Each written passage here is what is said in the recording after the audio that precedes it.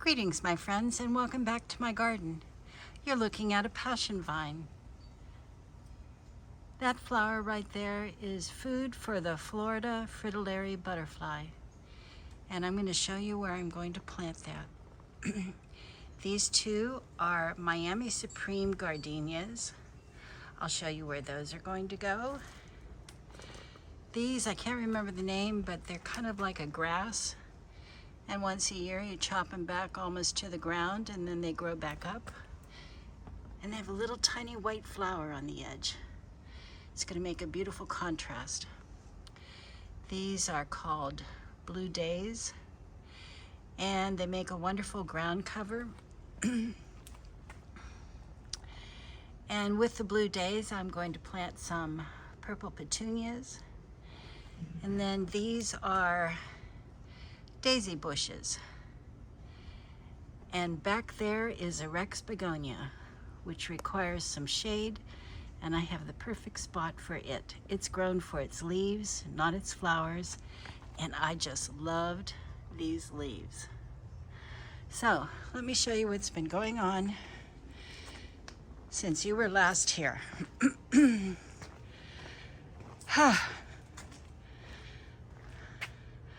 I got a huge delivery of soil, peat moss, cow manure.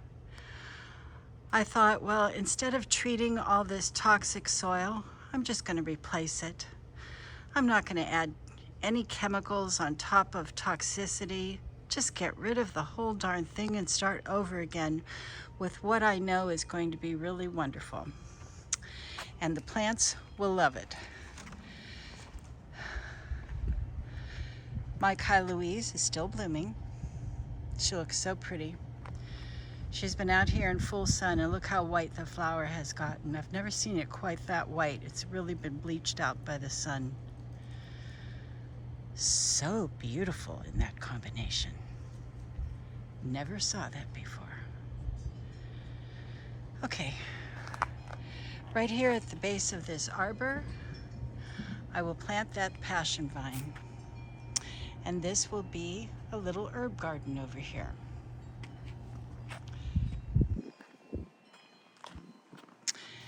Now I can't really do anything with this area until we fix the sprinkler system. I know where the plants are going to go, and the sprinklers will be designed to accommodate the plants. But I've got this interesting bed over here, which is part sun, part shade, does not have a sprinkler system.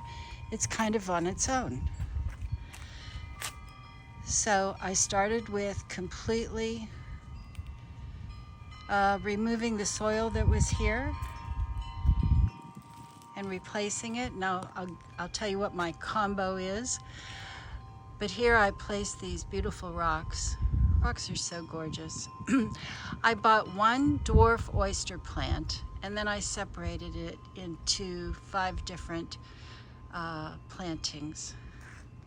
Some succulents. This is sedum. It's a ground cover, and that will fan out into about a 12-inch plate. This is kind of my experimental garden. Like I said, it's part sun, part shade. I'm planting plants I've never planted before. We'll see how it goes. So these are perennials. A little piece came off, so I just kind of planted it right there. We'll see if it takes. I'd be happy if it did. I've got 3 of these polka dot plants. They require part sun, part shade.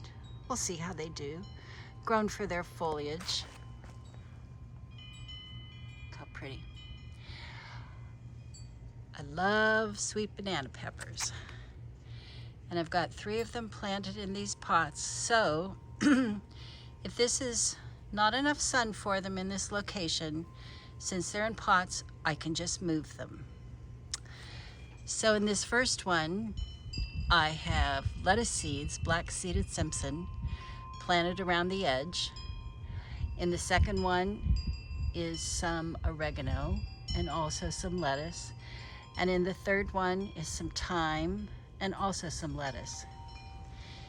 And here are a rosemary and 2 basils.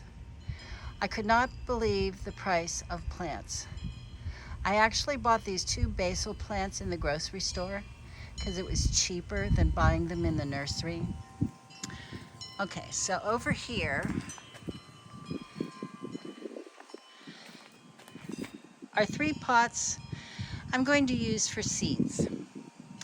I don't have any seed. Oh yes, I do have seeds planted in this first one. I planted some bush beans, and I also planted some bush beans around this area. I'll just see what happens. Okay, now for my mixture. I take a bag of potting soil like that one right there, which is about 40 quarts. One of those, a third of a bag of black cow, which is a composted cow manure, and it's in the same size bag. And then I take half a bag of perlite. Perlite reminds me of styrofoam, but it's just these little pellets, and what it does is it mixes in with the soil and keeps the soil aerated, so your roots have, they can breathe. You don't want compacted, muddy soil. And then I used about a third of this container of Osmocote. I just mixed that right in. And then also about a third of a bale of peat moss. So we're looking at potting soil, perlite, Osmocote, which is a slow release fertilizer, and peat moss. I mean, I gave it my all. I replaced all of this dirt with that mixture, and each pot is planted in that same mixture. So they've got every chance to thrive. So that, along with doing some more cleanup, which can't believe how bare this is getting. There's nothing here. I mistakenly called this a dwarf pittosporum the other day. Sorry. It's a variegated dwarf schefflera. And just about nothing kills a schefflera. With this one, look how I pruned it down to stubs. 1 month from now, I'll show this to you again, and you won't believe how that's flushed out.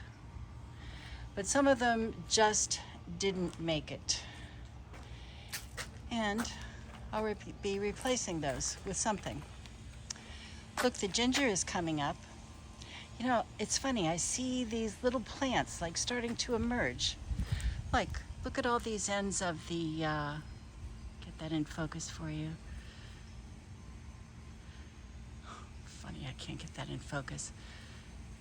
But all the Thai plants are starting to flush out. Happy about that. And look at this.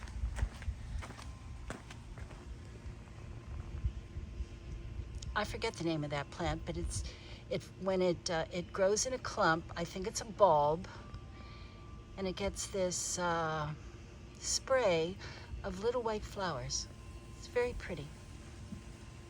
And look, old oyster plant is coming up. Huh. Well, stay tuned, folks. It's a work in progress. And at least we've rounded the corner and starting to go forward. Now look at that clusia hedge. Every hedge I've seen in the neighborhood has made it and thrived. There's something about that plant that is just amazing. Obviously, it's salt tolerant. Now, it's easy to propagate. What you do is take about 5 cuttings, bunch them together, stick them in the dirt. It eventually becomes a new plant.